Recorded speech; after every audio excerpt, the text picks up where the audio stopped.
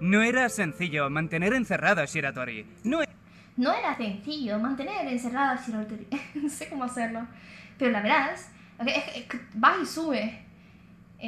Estos tercos hijos de mierda no estaban muy... No, es que no sé cómo hacerlo, en serio. En serio. No sé cómo es que habla. Muchas gracias. Chicos, por... estoy jodiendo, chat. Vas a ir. Contratada. No era sencillo mantener encerrado a Shiratori. No era el tipo de persona que aceptara fácilmente su condena, algo que no se le puede reprochar porque al fin y al cabo le condenaron por un crimen que no cometió.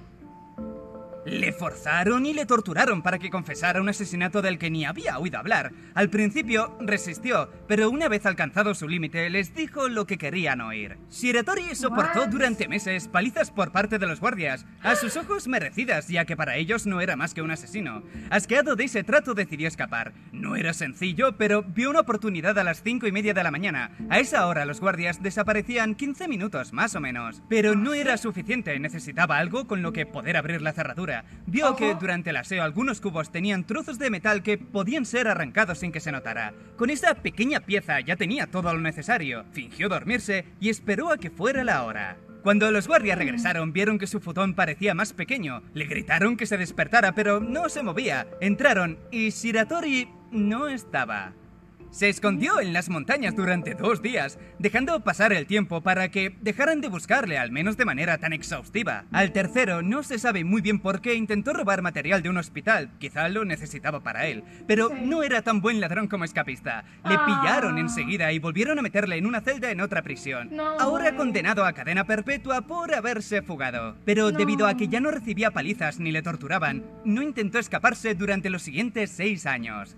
A medida que el tiempo pasaba y la Segunda Guerra Mundial comenzaba, Japón movió a muchos prisioneros de un lugar para otro. Para Shiratori aquello supuso el fin de su tranquilidad. Le mandaron a la cárcel de Akita, a una celda muy pequeña, donde el sol no entraba a ninguna hora del día y donde el frío desmoralizaba incluso a los guardias. Viéndose de nuevo en una situación tan desagradable, Shiratori decidió escaparse otra vez. Se cuenta que incluso se lo advirtió a un guardia, pero si lo hizo no le tomaron en serio. Quizá pensaron que sería imposible, ya que aumentaron la seguridad y nadie se había escapado de esa celda anteriormente. Pero no estamos hablando de un cualquiera.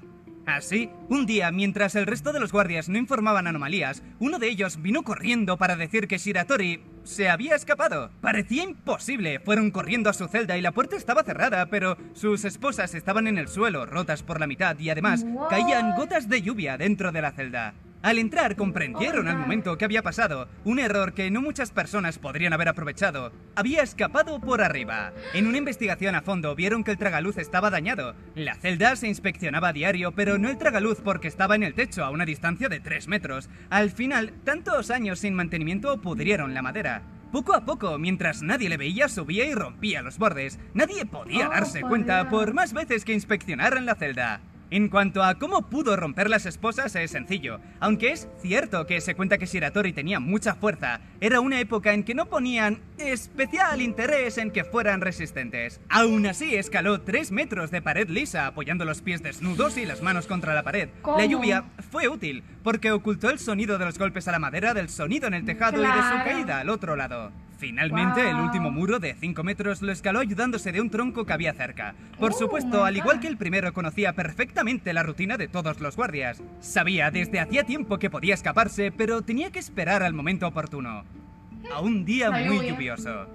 Esta parte de la historia es un poco extraña. En esta ocasión no le atraparon. ¿De algún modo se entregó? Estuvo 3 meses desaparecido. 3 meses que invirtió en llegar a Tokio andando. Su plan era contactar con el jefe Kobayashi, creyendo que entendería el motivo de su fuga, pasar frío, hambre, el maltrato en general. Kobayashi fue uno de los guardias que mejor lo había tratado y parecía preocupado por él. Sí que le comprendió, pero ahora era el turno de Shiratori comprender que como guardia tenía el deber de devolverle a prisión. Para colmo, no solo se sintió traicionado, sino que lo enviaron a un lugar peor, a la cárcel de Abashiri, donde el concepto de frío cambió por completo. Ahora, frustrado y cabreado, se entiende que fuera poco amigable con los guardias. Les desafiaba siempre que podía, se quitaba las esposas delante de ellos para hacerles saber que volvería a escaparse. Y aun cuando le ataron los pies y las manos por detrás con unas esposas más gruesas y pesadas, les gritó que daba igual porque volvería a hacerlo. Solo palabras, pensaron. Tendrían que haberle escuchado, se le daba muy bien. Se escuchó un ruido fuerte y una sombra en lo alto de la prisión que desapareció en un momento. Tanta confianza tenían en sus medidas de seguridad que no pensaron en una fuga hasta que alguien gritó ¡Se está escapando! Otra vez. Esta fue su fuga más impresionante, no solo por saber cómo se quitó las esposas, sino cómo salió por la puerta, que solo tenía una pequeña ventana por abajo que usaban para pasarle la comida, sabiendo que esta vez no forzó la cerradura. El error que cometieron fue darle una comida salada. Sopa de miso. Durante meses, como podía, vertía pequeñas cantidades de sopa de miso en las juntas. Recordemos que tenía las manos atadas a la espalda, ya puedes imaginarte la dificultad. La oxidación causada por la sal tardó mucho en aparecer, pero con paciencia pudo deshacerse de las esposas.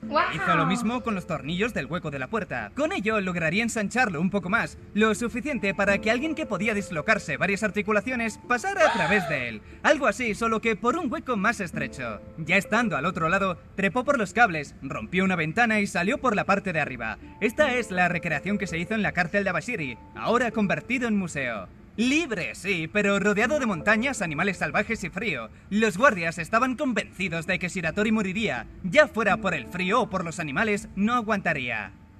Un año de silencio sin tener noticias de él daba a entender que tenían razón, que había muerto. Normalmente habría sido así, pero no estamos hablando de una persona corriente. Resulta que es cierto que Shiratori no salió de aquellas montañas heladas, pero no porque hubiera muerto, sino porque vivía en ellas. Se refugió en una antigua mina, comía lo que la naturaleza le ofrecía, cangrejos del río, conejos, frutas varias. Así estuvo 2 años, y podría haber pasado el resto de su vida así, pero sintió curiosidad por saber cómo iba la guerra. Japón había perdido y había sido ocupada por Estados Unidos. Sintió que aquella noticia le permitiría regresar con su mujer. Estarían tan ocupados con ese asunto que se olvidarían de él. Sin tener en cuenta si su razonamiento fue correcto o no, ocurrió algo. Durante su viaje intentó robar tomates de una granja y el granjero le vio. La pelea por aquellos tomates se les fue de las manos y en un movimiento mal calculado, Shiratori mató al granjero. Por más que dijera que fue en defensa propia, no le escucharon. Estaban hartos del famoso Yoshie Shiratori. Querían cortar el problema de raíz y le condenaron a muerte. Mientras tanto, le enviaron a la cárcel de Sapporo. Ya no se fiaban. La celda se inspeccionó y se revisó para que no pudiera escapar ni por los huecos de la puerta ni el techo. Tal nivel de seguridad tenía que no hacía falta esposarle. Además, por si acaso, varios guardias vigilaban su puerta 24 horas. Ante la visión de no poder escapar, se deprimió. Los guardias lo notaron triste. Miraba el techo continuamente como tratando de encontrar una salida, pero revisaban el techo con frecuencia por si había encontrado algo. Cada vez le costaba más y más levantarse de la cama hasta que un día decidió no levantarse por mucho que le gritasen. Claro está, los guardias no iban a permitirle esa rebeldía. Entraron apuntándole con el arma y gritándole, pero fue imposible levantarle, porque ya no estaba.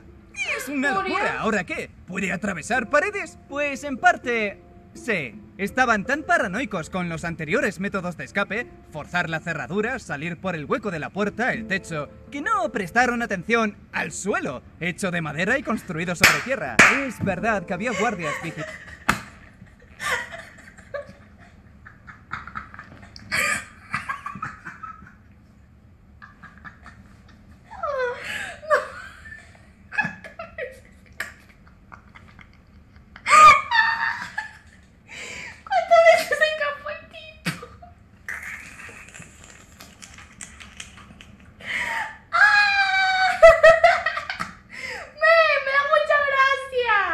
Al suelo, hecho de madera y construido sobre tierra. Es verdad que había guardias vigilándole en todo momento, pero estaban al otro lado de la puerta, solo siendo capaz de verle a través de un hueco bastante estrecho. Y de noche, sin luz, no podían ver gran cosa. No estaba deprimido, fingió para que pensaran que era normal que durmiera tanto, de ese modo tenía más tiempo para acabar. Dada la particular construcción, el suelo de madera se separaba de la tierra varios centímetros, lo que era ideal para ocultar la tierra restante. De esta manera, por cuarta y última vez, Shiratori logró escaparse, aunque no hubo más fugas. Pero sí volvió a prisión un año después, y esta vez porque él quiso. Se cuenta que mientras estaba sentado descansando, un policía se sentó a su lado, pero no le reconoció.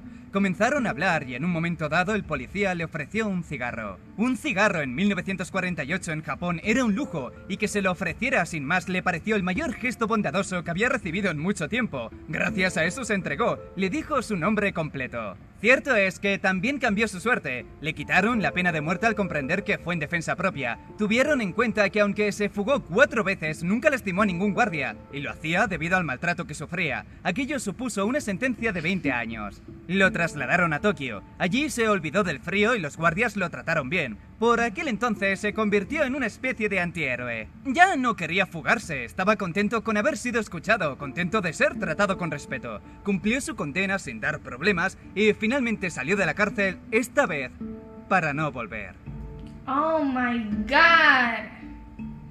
Oh my god. Man, ¿vieron eso? Oh my god.